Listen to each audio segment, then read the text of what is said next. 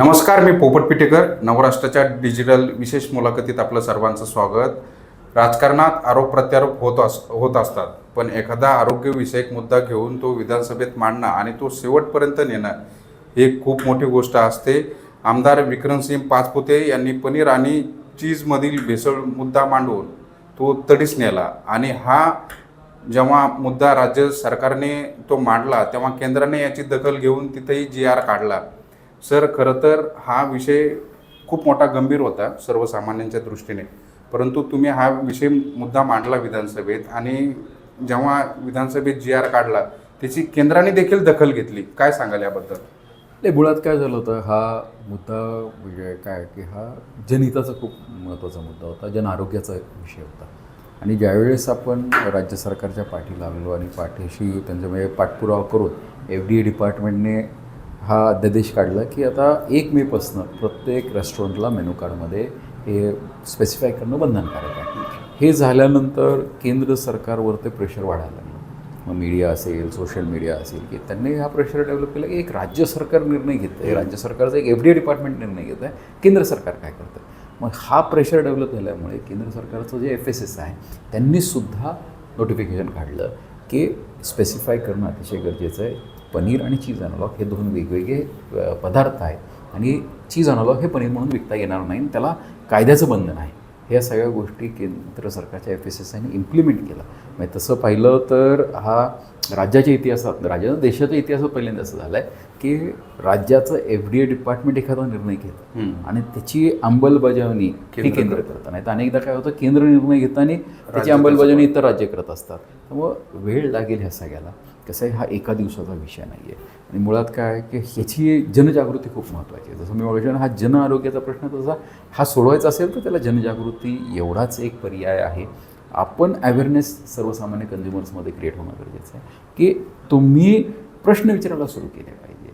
बरोबर की हा मुद्दा तुम्ही खाताय, हे पनीर आहे का, चीज अनलॉग आहे का, हे जोपर्यंत आपण प्रश्न विचारणार नाही तोपर्यंत हा प्रश्न सुटणार नाही.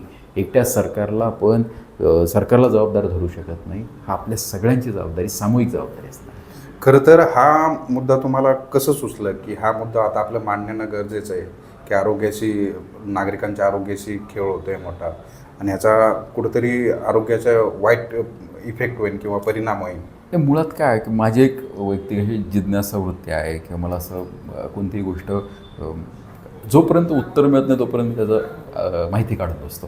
तर माझा एक साधा हे होता की ज्यावेळेस आपण घरी पनीर बनवतो आणि त्या पनीरचे ज्यावेळेस तुकडे केले जातात किंवा असं मार्केटमध्ये डेअरीचं पनीर आणतो आपण, आपल्याला समजा माहिती आहे जेन्युइन कुठलं पनीर आहे, तर ते कट केलं की त्याच्यात थोडंसं भुगासारखं पार्टिकल्स येतात. ओके. पण हॉटेलच्या पनीरमध्ये असं होत नाही.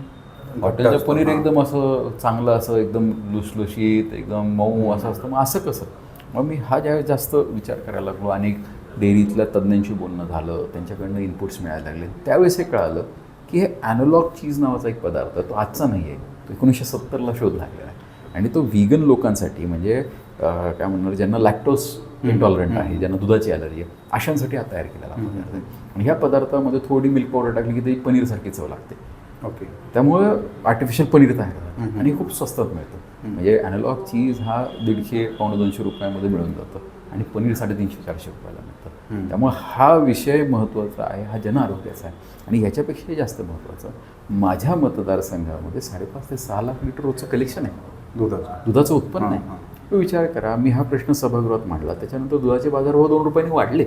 ओके, कमी नव्हता. हो, हां, हे 2 रुपयांनी वाढले. म्हणजे तुम्ही विचार करा की माझ्या मतदारसंघामध्ये जर मी प्रश्न मांडून दिवसाचे 10-11 लाख रुपये, 12 लाख रुपये जर रोजचे मतदारसंघात वाढत असतील तर का मांडणार नाही? बरोबर. आणि त्याचा माझ्या जनतेलाही फायदा, म्हणजे माझ्या मतदारसंघातील माझ्या मतदारांना त्याचा फायदा होतोय, त्याचबरोबर जनतेलाही फायदा होतो, कारण जनतेची फसवणूक थांबली पाहिजे. आज मला सांगा, तुम्ही जर गेलात हॉटेलमध्ये आणि तुम्हाला कळालं की ही पनीर चिल्ली आणि चीज अनलॉग चिल्ली, तुम्ही खाणार का? बरोबर नाही. उद्या पनीर बिर्याणी नाही आहे, ती चीज अनलॉगची बिर्याणी, तुम्ही विचार करणार. तुम्ही पनीर का खाता? तर प्रोटीन आहे म्हणून. चीज अनलॉगमध्ये प्रोटीन नाही आहे. ह्या गोष्टी समोर येणं गरजेचं होतं आणि कुठेतरी मांडणं गरजेचं होतं. मी मांडल्या, तुमच्यासारख्या मीडिया हाऊसेसनं, सगळ्यांनी, इन्फ्लुएन्सर्सनी हे उचलल्या, ह्याला प्रसिद्धी मिळाल्यामुळं हा प्रश्न कुठेतरी आज कडेला गेला. हा मार्गी नाही लागलेला. मार्गी लागायचं असेल तर आपल्या सगळ्यांना पुढाकार घ्यावा लागेल, जनतेला पुढाकार घ्यावा लागणार आहे, सर्वसामान्य लोकांना पुढाकार घ्यावा लागणार आहे. प्रत्येकाला प्रश्न विचारायला सुरुवात करावी लागणार आहे. आपण हॉटेलमध्ये गेल्यानंतर प्रश्न विचारावा लागणार आहे. आणि तू मेनू कार्डमध्ये पनीर लिहिलं आहे, खरंच पनीर आहे का? काय चीज अनलॉग आहे? तुझं पनीर किती रुपये किलो आहे? 100 रुपयाच्या पनीरच्या डिशमध्ये जर तुम्हाला पावशेर पनीर येत असेल तर प्रॅक्टिकली पॉसिबल नाही आहे. बरोबर. पनीरची किंमत जर 350-400 रुपये असेल तर 100-150 रुपयाच्या डिशमध्ये एवढं पनीर कसं देऊ शकता? बरोबर. कसं परवडणार आहे? हा प्रश्न स्वतःला पडला पाहिजे ना. आपल्याला ज्यावेळेस पडेल त्याचे प्रश्न मार्गी लागायला. खरं तर 1 मे पासून हा GR काढण्यात आला आहे, त्याची अंमलबजावणी कशा पद्धतीने होताना आपल्याला पाहायला मिळते? मला अजून त्याचं सॅटिस्फॅक्शन नाही आहे. ओके. अजूनही मला त्यातनं जेवढं आउटपुट एक्सपेक्टेड आहे ते नाही आहे. मे बी उलट मागे लागलं की हे झालं पाहिजे, पण तेवढ्या वेगाने होत नाही आहे. ठीक आहे, 1 वर्ष मला इथपर्यंत लागला, अजून काही महिने भांडू. हे माझं डिपार्टमेंटकडनं अपेक्षा डिपार्टमेंटने हा प्रश्न सोडवा. नाही सुटला तर शेवटी जसा मागे आम्ही हातात विषय घेतला होता परत एकदा हातात घेऊ. नाही, पण ह्या संदर्भात काय मुख्यमंत्र्यांशी वगैरे बोलणं झालं आहे का? चालू आहे माझं. मी प्रत्येक आठवड्याला ज्यावेळेस मी मुंबईला जातो, मी आमच्या मतदारसंघातले प्रश्न असतील तर काही विषय असतील त्याचा फॉलोअप घेत असतो. मी मुख्यमंत्र्यांच्याही कानावर हा विषय घातलेला आहे. तो वाट पाहूयात. इम्प्लिमेंट व्हायला थोडासा वेळ लागतो. पण हा मुद्दा आता कशा पद्धतीने आपल्याला पुढं जाताना पाहायला मिळते, किंवा एखाद्या हॉटेलमध्ये ह्याची तुम्ही आता ह्या 10-12 दिवस झालेत, आता 10 दिवस होतात GR निघाल्यानंतर, तुम्ही एखाद्या हॉटेलमध्ये जाऊन असं चेक वगैरे केलं आहे का पनीर काय काय? त्याला काय आहे, त्याला खूप मर्यादा आहे. ओके. मुळात काय होतं की हे डायरेक्ट चेक करतायत. तुम्हाला ते सॅम्पल्स घेतले पाहिजे, सॅम्पलिंग केलं पाहिजे. मी ऑलरेडी ते सुरू केलेलं आहे. मी सरकारची वाट पाहतो. सरकारने केलं चांगली गोष्ट आहे, नाही केलं तर आम्ही त्या गोष्टी हातात घेणारच आहोत. हां, नागरिकांनी कशा पद्धतीने या संदर्भात नागरिकांनी प्रश्न विचारले पाहिजे. स्वस्तात मिळत असेल तर 100% ते पनीर नाही आहे याची जाणीव प्रत्येकाला होणं गरजेचं आहे. आणि आपण प्रश्न विचारायला लागलो ना तर उद्या विक्रेता का ठेवेल? आज हॉटेलवाला का ठेवतो? ग्राहकाकडनं डिमांड आहे म्हणून ना. बरोबर. आज तुम्हाला 100 रुपयात पनीरची अशी प्लेट भरून भाजी पाहिजे म्हणून तो ठेवतोय. तुम्हाला प्रश्न पडला पाहिजे की एवढ्यात पनीर 100 बसू रुपयात शकत एवढं नाही, पण नाही बसू शकत, तर असे जर प्रश्न विचारायला सुरू झाले तोही चांगलं पनीर देईल तुम्हाला. खरं आहे. म्हणजे नागरिकांनी कुठंतरी आता जागरूक होणं गरजेचं आता आहे. जागृत होणं गरजेचं. आता प्रश्न विचारतात आणि प्रत्येकाने प्रश्न विचारायला चालू केले. प्रश्न विचारले तरच प्रश्न कळेल, जायला तर नाही जाणार. पण FDI जे आपला आहे भाऊ, महाराष्ट्रातलं FDI, त्या दिशेने कुठंतरी काम करताना आपल्याला त्यांचा प्रयत्न खूप आहे. पण त्यांचं काय आहे की FDIचा स्टाफ हा लिमिटेड आहे. FDIकडे तेवढे पाहिजे अशी स्ट्रेंथ नाही आहे, मनुष्यबळ कमी आहे. त्यामुळे ह्या सगळ्या गोष्टीला त्यांना इम्प्लिमेंटेशनला वेळ लागतो. पण एक चांगलं काय झालं की FDIने हे नोटिफिकेशन काढलं, केंद्र सरकारने काढलं. त्याच्यामुळे इतर ज्या काही स्थानिक स्वराज्य संस्था आहेत, मग जिल्हा परिषद असेल, पंचायत समिती असतील किंवा महानगरपालिका, यांनी सुद्धा नोटिफिकेशन काढले, यांनी सुद्धा सगळ्या रेस्टॉरंट्सला कळवले. त्यामुळे आता कोणी म्हणू शकत नाही की आम्हाला माहीत नव्हतं. आता माहिती झालं. आता ह्यांनी जर इम्प्लिमेंट नाही केलं तर कारवाया सुरू होणार. हो, पण कुठंतरी आता हॉटेलमध्ये बी हे जे काही आहेत त्याविषयी जनजागृती त्यांच्याकडूनच होणं गरजेचं आहे. नागरिकांनी तर विचारलंच पाहिजे. नाही, ते पण चालू आहेत. साईड डिपार्टमेंटचे पण चालू आहे. आपण पण केलं पाहिजे. आणि शेवटी कसं आहे की जोपर्यंत हॉटेलवाल्यांच्या लक्षात येत नाही की आता लोक जागृत झालेत, तोपर्यंत हे बंद होणार नाही. खरं तर ह्या विषयाव्यतिरिक्तही तुम्ही अनेक जे मुद्दे मांडले त्यालाही पाठपुरावा आपल्याला होताना आपल्याला पाहायला मिळते. तुम्ही अहिल्यानगरमधील पोलीस स्टेशन आणि पोलिसांची संख्या वाढावा त्यासाठी विधानसभेत तुम्ही प्रश्न मांडला होता. त्याची दखलही मुख्यमंत्र्यांनी घेतल्याचं आपल्याला पाहायला मिळते. काय सांगाल त्याबाबत? की माझा मूळ प्रश्न होता की एक तर माझ्या मतदारसंघामध्ये पोलीस स्टेशनची एक आमची डिमांड आहे. 1-2 पोलीस स्टेशन आहेत. आम्ही म्हणतो तिसरं एक म्हणजे माझ्याकडे श्रीगोंद्यात 2 आहेत, नगर हे ग्रामीणचं आहे, त्याच्यामध्ये माझी काही गावं येतात. तर आमचं म्हणणं होतं एक तिसरं एक पोलीस स्टेशन असावं, कारण गुन्ह्यांची संख्या खूप मोठी आहे. आणि हे क्लब करून एक DYSP ऑफिस असावं, DYSP आमच्या मतदारसंघात असावं, म्हणजे कंट्रोलिंग इझी पडतं. ही गुन्ह्यांवरती कुठेतरी आळा घालता येईल. तर माझा हा मूळ प्रश्न होता. आणि हे करायचं असेल तर पोलीस फोर्स पाहिजे. तर खरंच मुख्यमंत्र्यांचे विशेष आभार मानले पाहिजे. आता मला त्यांनी मी शब्द दिला होता की 550 नवीन फोर्स आम्ही देतो आहे. आणि आता होमगार्ड झालेले आहेत इनिशियल स्टेजमध्ये. त्यामुळे कुठेतरी आता प्रश्न सुटतील असं दिसतं आहे. आणि नवीन काही पोलीस स्टेशन पण आता मंजुरीच्या शेवटच्या टप्प्यामध्ये आहेत. लवकरच मंजुरी मिळेल अशी सुद्धा अपेक्षा. खरं तर तुम्ही एखादा विषय हातात घेतला तो तडीच नेता अशी तुमच्या आता मतदारसंघातच नाही तर पूर्ण नगर जिल्ह्यात आणि महाराष्ट्रात झालेली प्रयत्न चालू आहे. आमच्याकडे वडिलांकडनं आलेला अनुभव आहे, त्या अनुभवाचा वापर करतो.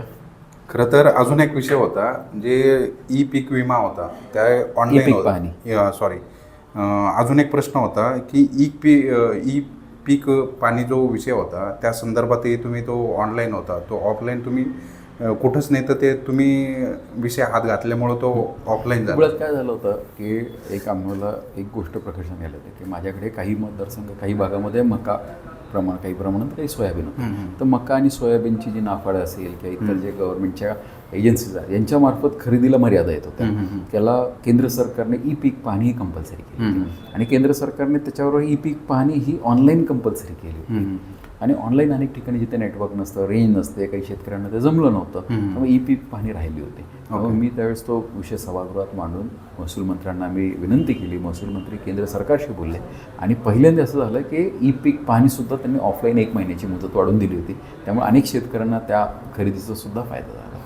खरं तर एखादा आमदार असतो फक्त तो मतदारसंघातल्या कामाविषयीच लक्ष घालत असतो, पण तुम्ही हे न करता जे काही सर्वसमावेशक आहे ते पनीर चीज असेल किंवा पोलीस स्टेशन असेल किंवा ई पीक पाणी संदर्भात असेल, विमा संदर्भात असेल, या व्यतिरिक्तही अजून काय असे प्रश्न आहेत का की ते गरजेचं आहे भविष्यात ते मांडणं? मुळात काय होतं बघा, कोणताही प्रश्न सभागृहात मांडत असताना त्याचा डायरेक्ट इनडायरेक्ट माझ्या मतदारसंघाला फायदा होतोच, बरोबर, त्याचा परिणाम माझ्या मतदारसंघावर असतोच.